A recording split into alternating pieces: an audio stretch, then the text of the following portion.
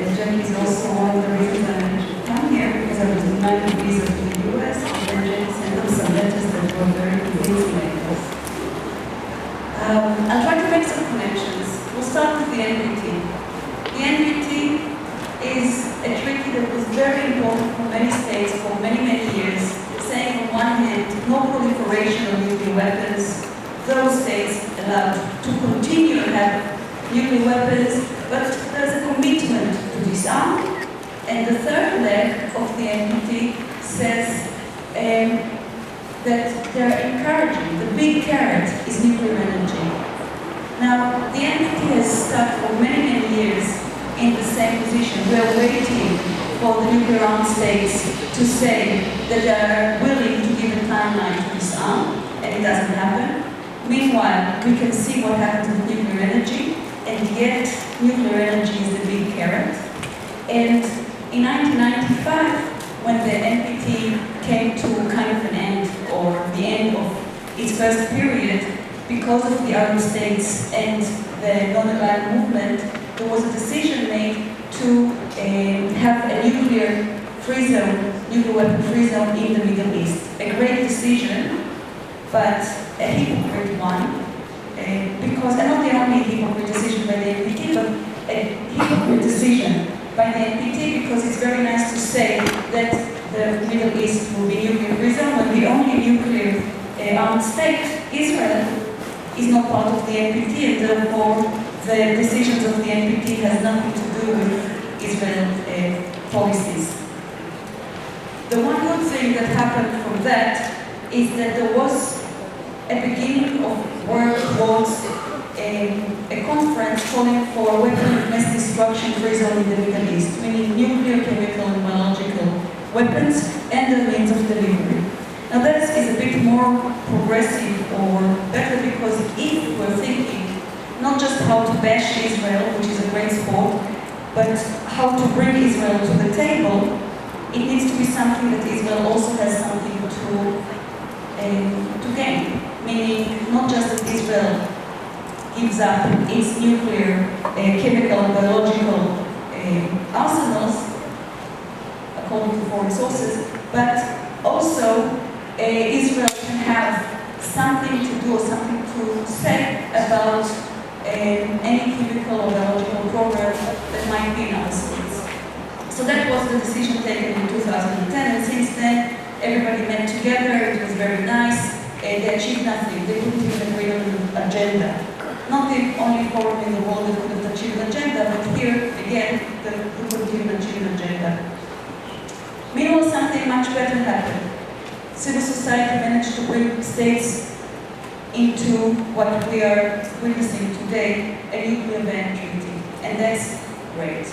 That's the best thing that we could have achieved. 10 years ago, people were laughing at us when we said that we would do it, right?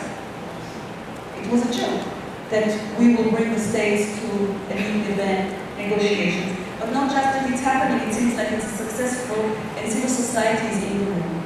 But there's, again, one tiny, tiny, tiny problem. The nuclear armed states are not there. It's just a small problem. And like most problems, we will find a way to bring them because we're civil society, right? It's up to us. It's all up to us. So let's look at the nuclear armed states. What will bring them into the table? And what is the connection between this and environmental peace? I will focus, of course, on the Middle East, but I'll explain why I'm focusing on the whole Middle East and not just on Israel. We all know that the US will not disarm without Russia, right? It has to go together. We all know that India and Pakistan will have to do it together. What will Israel need in order to bring Israel to the table? Israel will not just need the rest of the world or the rest of the nuclear armed states to say yes, we're going for it. Israel needs a regional solution. Israel is a small state surrounded by Arab states. And I'm not saying it to defend Israel, we can talk later about how horrible Israel is, but right now we want something from Israel, right? We want Israel to join these talks. So for Israel, we need a regional solution.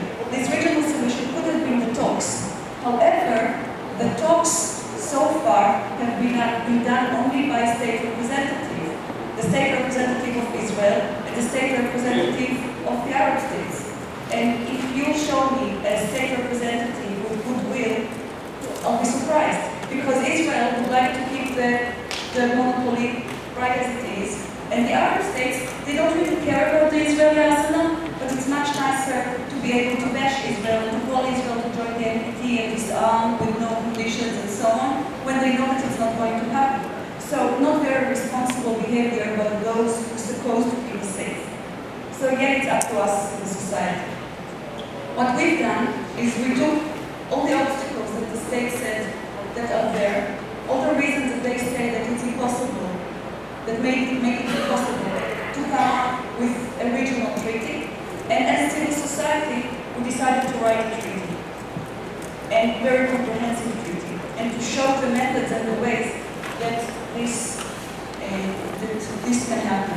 The weapons of mass destruction, for example, in the Middle East. Now we are on the second stage. Now we're going to have roundtables. The first one will be hosted by Scotland, hopefully in November.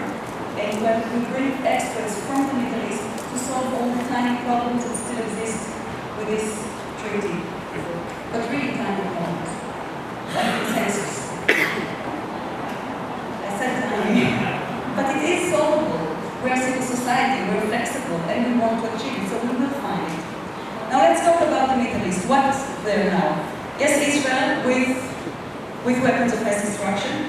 You have ISIS in Syria with chemical weapons. But we have something even much worse, the NPT. Because the NPT promised states that will be part of the NPT help to get nuclear reactors for energy, right? And states make believe or become to believe that having nuclear technology makes them more prestige. So at least 4 states in the Middle East now are looking or are in the first steps to build nuclear reactors in the Middle East. Now what is in the Middle East? Shortage of water, drinking water, wars, missiles, non-state actors, everything that takes nuclear energy and makes it by far more dangerous. Not to mention that the Middle East does have a very strong need for energy. Very strong need for energy. So what we propose here is something that is much safer.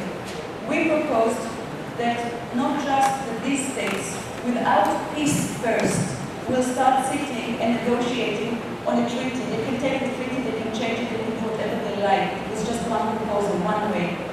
But what we propose is to start already bringing experts together